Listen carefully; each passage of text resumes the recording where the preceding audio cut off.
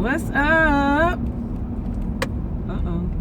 Living my best life in Ghana.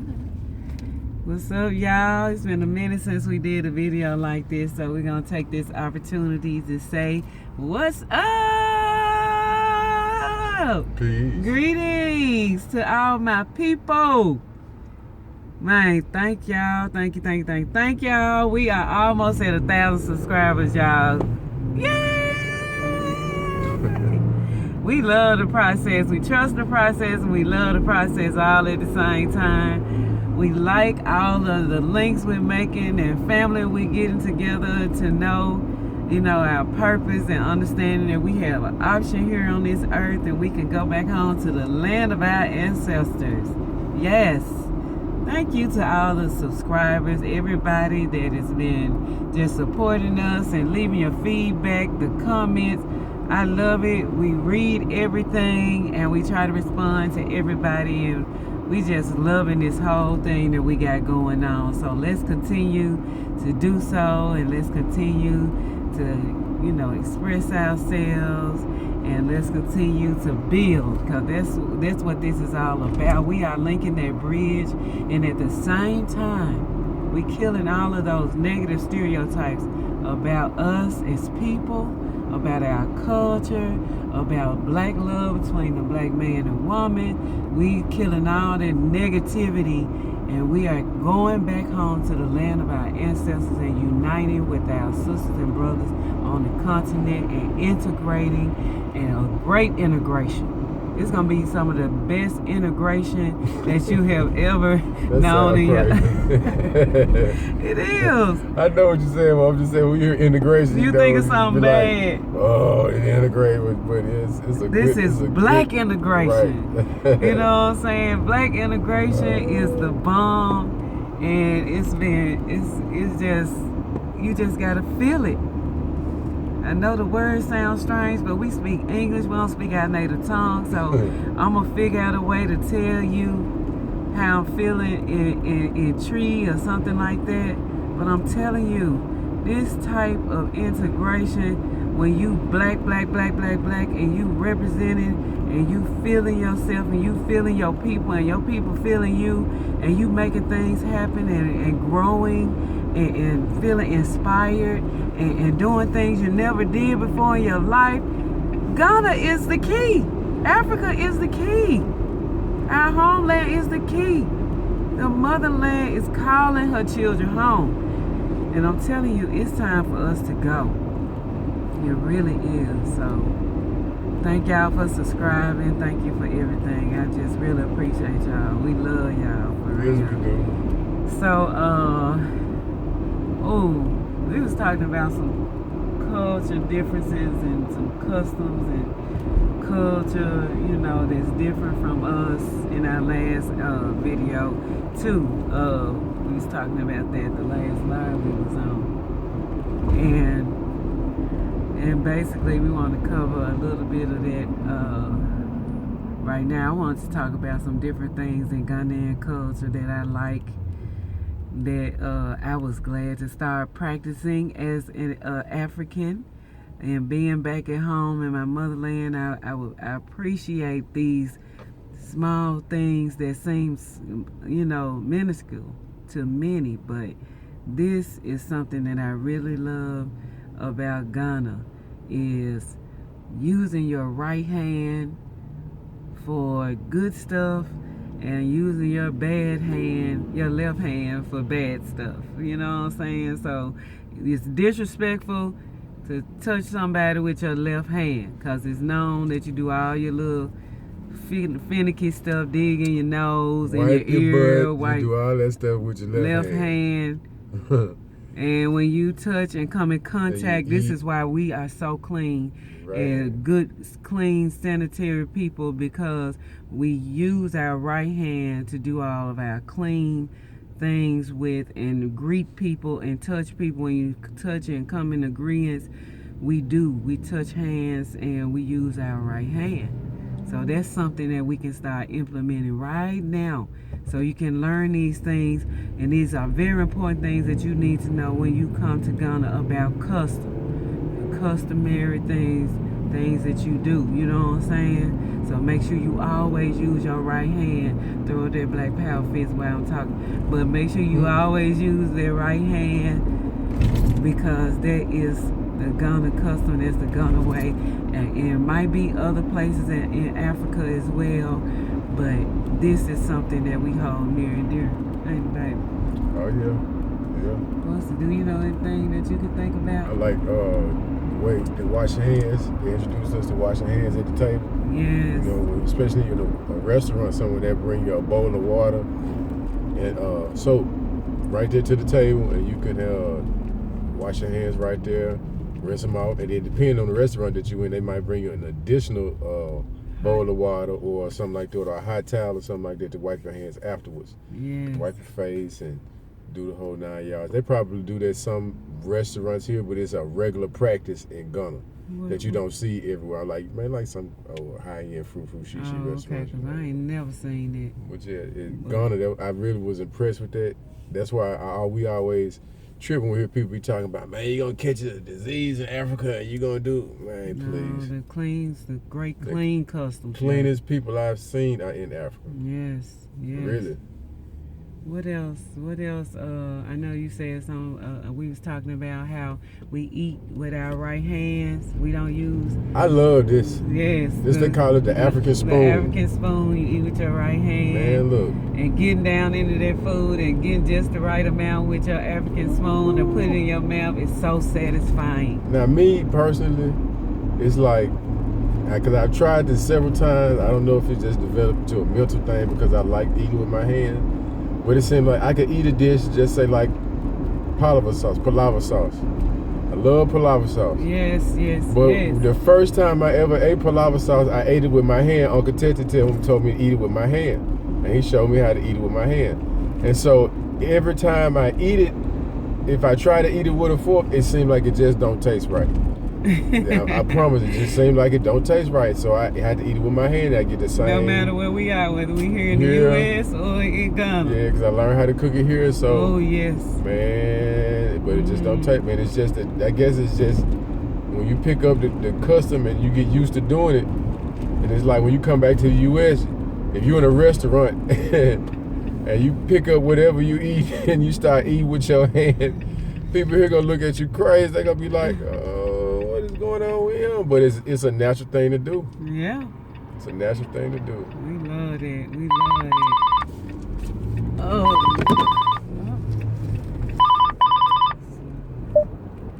So, another thing that is something that we love to do, I like that, and I think I talked about this on another video or the live, about how when you go to people's houses and they offer you water, you always offer water.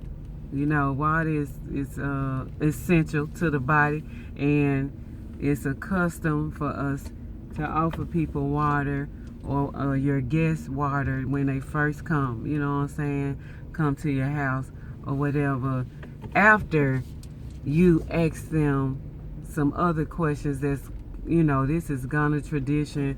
It happened to us many times when we first got to Ghana, you know, and we first was living in Ghana for a while, and we would go to the elders were the most to actually do this thing when you come. You know what I'm saying? I said 10. Yeah, you sound just like that. Right? I let my Ghanaian tongue come out. This 10. But when you go to people's houses and they are supposed to ask you, what is your mission? What's your mission? What is your reason for being there? You know what I'm saying? And are you running from anyone? You know what I'm saying? Do you need a safe place? Or are you okay? You cool? And then you are like, yes, I'm fine. I'm great. I'm fine. Then they offer you water. And that is African all day. African all day. These are some of the things we got to experience early on when we first came to Ghana, and we thought it was just so beautiful, so black, so it's so filled with, it's just cultural, it just feels right, because we have just been a people of humility, you know what I'm saying, and we have, you know, our humility, and people have taken advantage of us because of the humility that we have, you know what I'm saying. So it's just like, when you feel and you're able to experience these type of things that's really African, that's traditional, that's cultural, that's custom, it make you feel whole.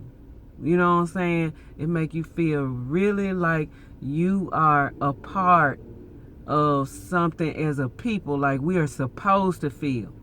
You know what I'm saying? And being in the land that our ancestors built in the U.S., you know what I'm saying? We know what we've been through, our struggles and everything that we've been through and terrorized or whatever, you know what I'm saying? So when you can practice something and rebel against the captors of our people, and you can instill back in you the things that are most important to us as people in our culture and stuff, it really takes you to being more and more and more powerful. It makes your mindset strong when you're practicing your African culture and your customs. Right, baby? Mm-hmm. That's definite. Because one thing about it is that once you start, you'll start to, once you go in one rabbit hole, it's going to lead you to another one. It's going to lead you to another one. It's going to lead you to another one. And you start unwrapping. The further you go, the more you want to educate yourself and the more you want to learn.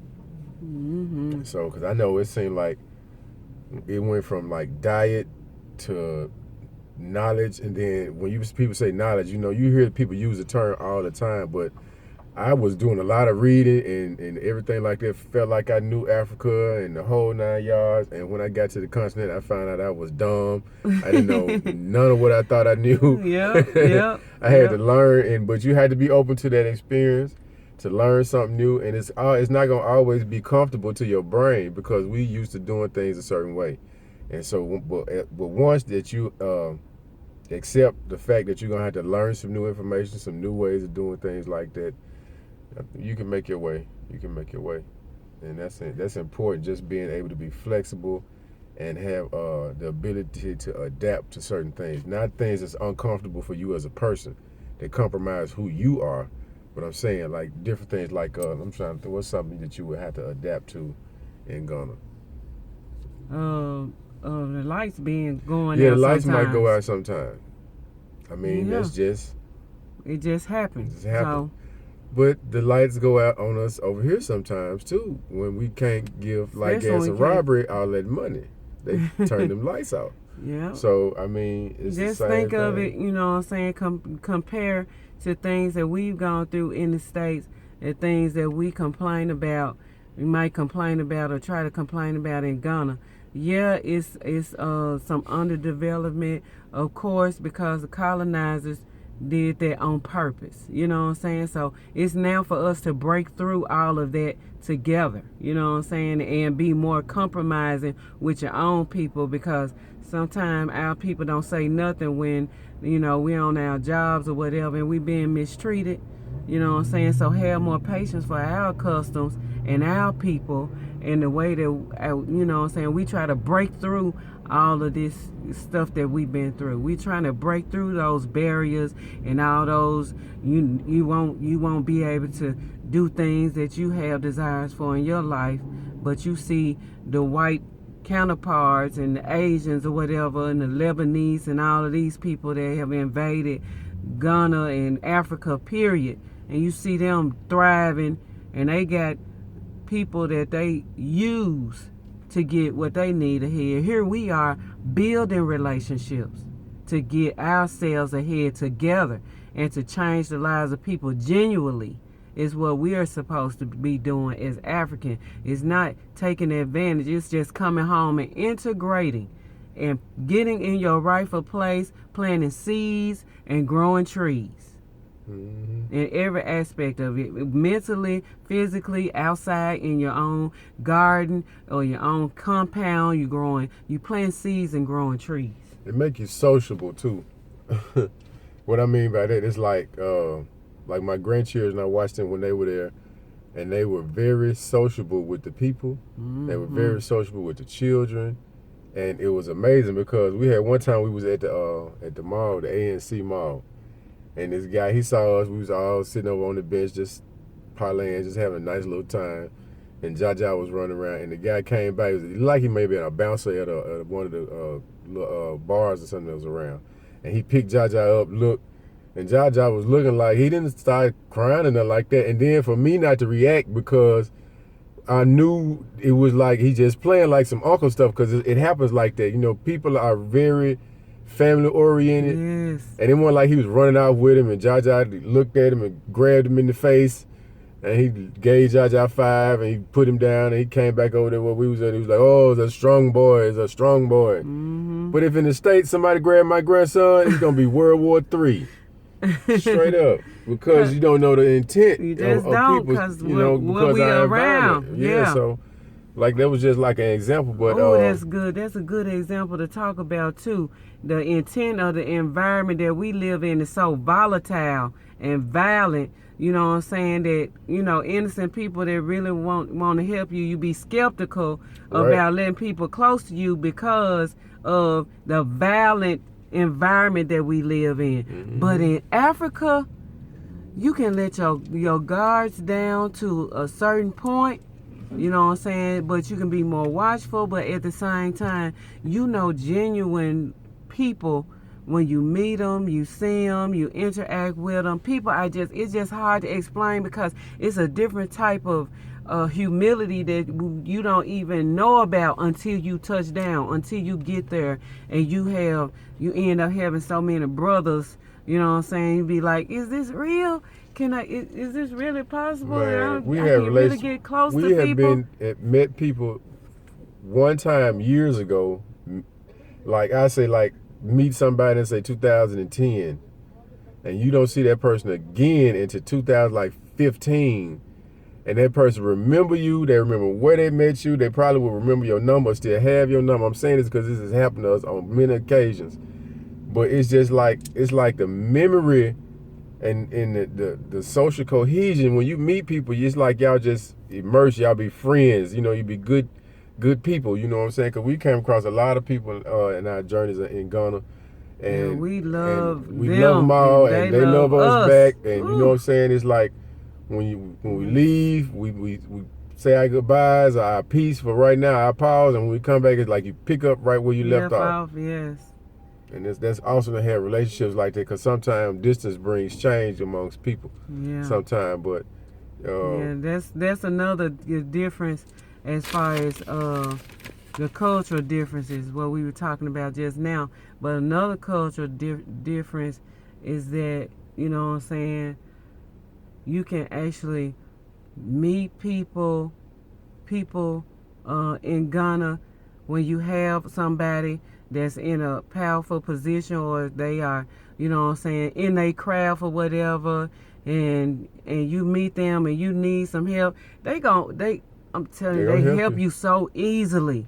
Yeah, they're gonna help. They help you, and they might know people. They make phone calls, and people go to work for you, and you just be amazed, and they don't ask you for nothing. You have them type of people too. That actually happened to us in Jamaica too. Yes. One trip we drove from Montego Bay to Kingston. And you know the reputation, people try to get Kingston all the time. Oh man, you get killed in Kingston, they're gonna do this to you. Man, soon as we got off the road into Kingston, I mean the road was like you come out after the little road and you come into a little highway, you bend and go around to the right. We had a flat in the car that we was in, the van that we was in. When I say a flat, it was like a major flat. We pulled over right at the mouth of the freeway, right at the on-ramp. We stopped right here in the middle of the street, so we pushed the car over. It was up me and some old couples that we was with. Yeah, shout out to y'all, Jalon, Octavia, Rashidi, and Sonny. What's up? What's up, y'all? Man, that was one great Jamaica trip. Okay, it was. Sorry. So look, you know the reputation, like I said, you know the reputation that Kingston had.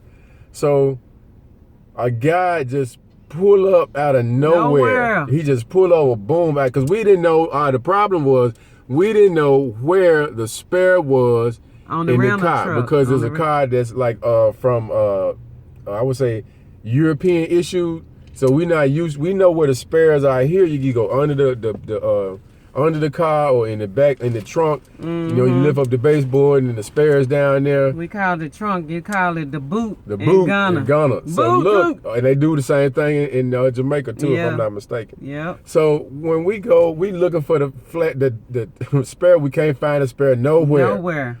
So the guy pulled over off the freeway. We don't know him. Nobody called nobody. He just saw us and pulled over and went and found the spare was up under and when you open the van door up, the first seat, it was up under the thing in the first seat in a metal box. I would have never thought. I looked up under the car. We crawled up under the car on the freeway. I don't know. But he found it, and the man fixed the tire, put a spare on there, and told us that his partner in town, like 10 minutes down the road, had a tire shop, and we can go there and get it fixed. And he took us there. Man, drove us there. We sat there while they fixed the tire. We listened to them talk. I love the patois, so it was just awesome. And to hear our people. And then they fixed the tire and sent us on our way. And then, unfortunately, it took a while, so we didn't really get a chance to explore Kingston like we had anticipated. Yep. Shouts out to Stevie. Stevie was driving when we caught that flat. Tony. That boy was driving us. Yes, that's our boy in Jamaica, y'all. I'm telling you, when you get out of the U.S. and you get into the land of our ancestors or go where other black people are, like the islands and stuff like that, you meet people. I got another little sister that I met in Jamaica. Her name is Katie Ann, and she is such a sweetheart. She helped us. She used to work for the resort, the hotel that we used to stay in sometime. And she was running the place one time when we came. We met her and we started hanging out and stuff. And I think she in St. Lucia right now. Shouts out to Katie. Yeah. And she just became a little sister of mine, and we stay in contact. Right now, to this day, we on Messenger together. We stay in contact, and she told me she had been watching our videos. And it's just amazing the people that you really get to meet and keep with you in your heart as you move around the globe. You know what I'm saying? Let's take advantage of that as African people. You know what I'm saying? Knowing that our ancestors circumnavigated the globe, and you don't have to stay stationary and run your life like white people tell you to run it, or do it like everybody else is doing. You can break out of that shell and do something different. You know what I'm saying? We take pride in being able to go back and forth and you know, participate with people here, there, everywhere. Having relationships, valuable relationships with people. Following the customs and kicking it. And when we go to Jamaica, we met this brother on the side of the road. He got that cold coconut. He put the coconuts in his push cart, and he put ice in there, and he pulled the coconuts out of the trees early in the morning and put them in ice, and you drink that good coconut water straight up out of that. It is so delicious. Tastes like vanilla ice cream water. I had them, you know, being in Ghana, I had them in Jamaica as well. Yes. I had never had one cold. I didn't even think about it. I'm just thinking, you know, it come out the tree and take it like it comes. It's good. But when that brother gave me that cold coconut water, so good. I felt like I had a IV or something. It was like, ooh. Man, it was nice. Yes. So we thank y'all. Thank y'all. We're going to end right here. We just wanted to put up some nice things about customs and being more African and following tradition, good tradition, the right tradition, not stuff that was passed down to us by invaders and colonizers. Just the real original things that we used to do as black people that shows our humility and the love that we have for each other and our people and our culture and our land. Okay? We appreciate y'all. Much love to y'all. Peace.